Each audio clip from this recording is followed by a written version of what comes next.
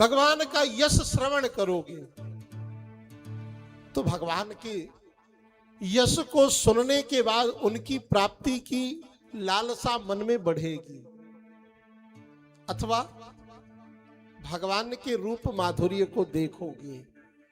तो जब रूप माधुर्य को देखोगे तो मन में कामना जगेगी कि इनसे मिलना कैसे हो।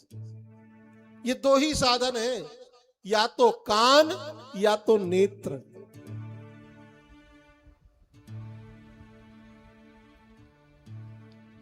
कई ऐसे उदाहरण हैं ग्रंथों में कि भगवान के चर्चा को सुनकर के भगवत प्राप्ति की आकांक्षा ने जन्म ले लिया।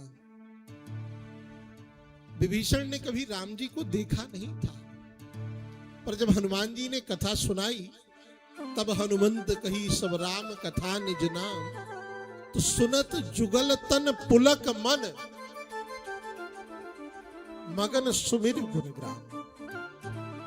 भगवान के यश को सुना तो विभीषण के मन में भावना आ गई कि भगवान का दर्शन हो। और जब सामने आए तो बताया भी कि प्रभु आपको प्राप्त करने की आकांक्षा तभी तो जन्मी जब आपकी कथा को सुना।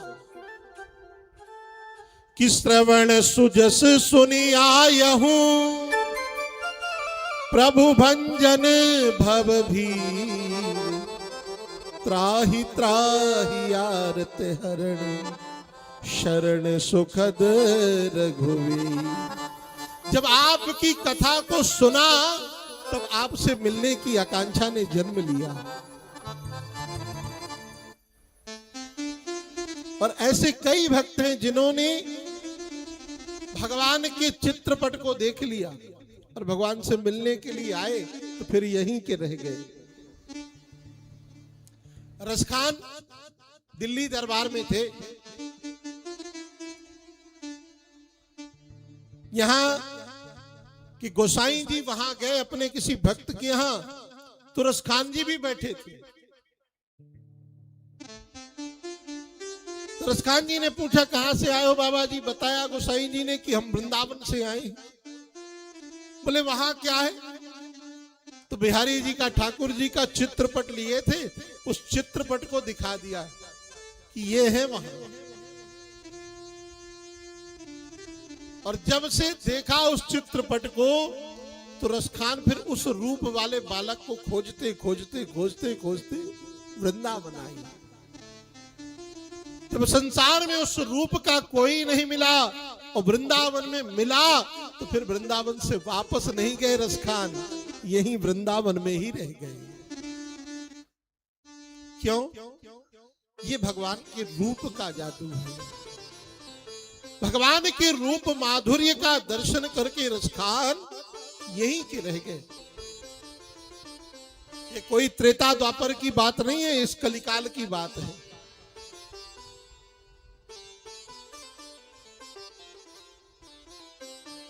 ऐसे कई भक्त हैं जिन्हें भगवान से प्रेम हुआ है तो केवल सुन करके अथवा उनके स्वरूप को देख करके।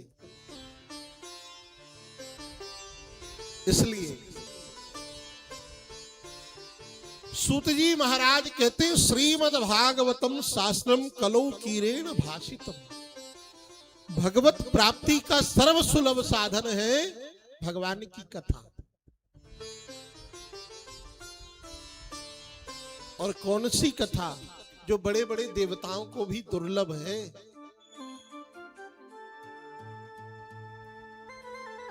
बड़े बड़े देवता भी जिसके लिए लालायित रहते हैं, उन्हें यह भगवान की कथा सुलभ नहीं। उन संतों ने कहा कि महाराज बात कुछ समझ में नहीं आई, देवताओं को भी कैसे दुर्लभ है। तब श्री सूत जी महाराज कहते हैं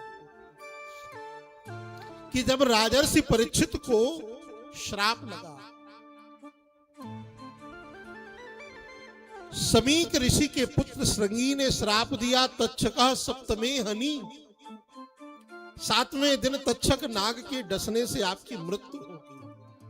तब परीक्षित अपने मोक्ष की परिकल्पना से गंगा तट पर आए और गंगा तट पर सभी संत आने लगे। उन संतों के मध्य में श्री सुखदेव जी का भी मंगलमय पदार्पण हुआ।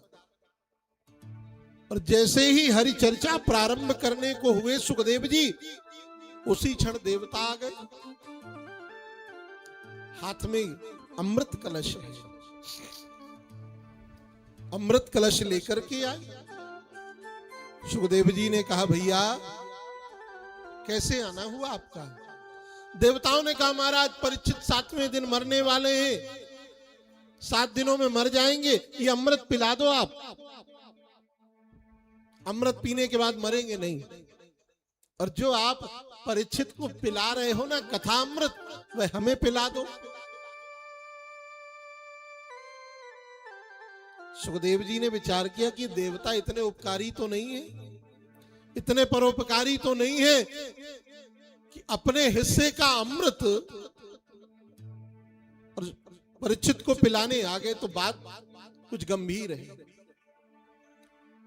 सुखदेव जी ने विचार किया और विचार करने के बाद निष्कर्ष क्या निकला कि क्वा सुधा क्वा कथा लोके क्वा काचः क्वा मणिर्महान् ब्रह्मरात्रो विचार्यैवं तदा देवान् जहास्या। क्वा सुधा क्वा कथा लोके, कहां स्वर्ग का अमृत जिसे पीने के बाद बार बार जन्म लेना पड़ेगा, फिर मरना पड़ेगा, फिर जन्म लेना पड़ेगा, फिर मरना पड़ेगा, पर कहां कथा रूपी अमृत, जिस अमृत को पीने के बाद इस आवागमन के कुचक्र से मोक्ष मिल जाएगा, भगवान की प्राप्ति हो जाएगी। प्रेम से बोलो राधे राधे।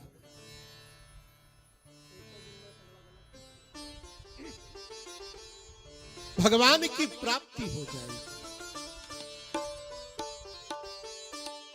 तो देवताओं को सुखदेव जी ने अभक्त समझा और डांट लगाई कि कहां कांच और कहां मणि। अरे भाई, कांच की तुलना मणि से नहीं की जा सकती। मणि की विशेषता है कि जिस लोहे में स्पर्श करा दो तो सोना बन जाएगा लोहा। अब कांच को स्पर्श कराओ तो क्या बनेगा? सोना कदाचित नहीं बनेगा।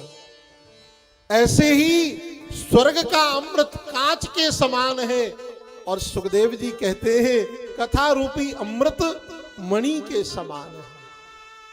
इसलिए डांट लगाई और फटकार लगा करके अभक्त समझ करके भगा दिया कि अभक्तास्ताश्च विज्ञाय ना ददौ सा कथामृतम् श्रीमद्भागवती वार्ता सुराणामपि दुर्लभ। देवताओं को भी दुर्लभ है। अभक्त समझ करके सुखदेव जी ने डांट कर भगा दिया। और जब डांट कर भगाया तो देवताओं की सुप्रीम कोर्ट पहुंच गए अपने देवता। देवताओं की सुप्रीम कोर्ट कौन सी है? ब्रह्मा जी। ब्रह्मा जी के पास पहुंच करके शिकायत कर दी सुखदेव जी की। तो ब्रह्मा जी ने विचार किया कि चलो अभी निष्कर्ष निकालते हैं कि श्रेष्ठ क्या है। तो स्वर्ग के सारे संसारिक साधनों को लिया ब्रह्मा जी ने, एक पलड़े पर रखा, दूसरे पलड़े पर श्रीमद् भागवत रूपी ग्रंथ को रखा और तराजू में तौला। और जब तौला तो निष्कर्ष क्या निकला? जिस पलड़े में भागवत जी विद्यमान है वह पलड़ा नीचे ही रह गया और जिस पलड़े में सांसारिक संसाधन स्वर्ग के विद्यमान है वह उठ गए। ब्रह्मा जी ने कहा देवताओं तुम भ्रमित हो, भागवत कोई पोथी नहीं है, कोई पुस्तक नहीं है, प्रत्यक्षः कृष्ण एव ही। भगवान की कथा भगवान का ही स्वरूप है। अरे जैसे आप लोगों ने मूर्ति देखी होगी पत्थर की, पीतल की, अष्टधातु की, ऐसे ही व्यास जी ने भी मूर्ति की रचना की है। किस रूप में? भागवत रूपी ग्रंथ के रूप में। शब्दमय ब्रह्म है, शब्दमय ब्रह्म की रचना की व्यास जी ने। और देवताओं से ब्रह्मा जी ने कहा कि लघोन्यानि जातानि गौरवेण इदं महत् तदा ऋषिगण सर्वे विस्मयं परमं ययु। अरे देवताओं, भागवत कोई पोथी नहीं है, भागवत तो साक्षात भगवान का प्रतिबिंब है, भगवान का ही स्वरूप है।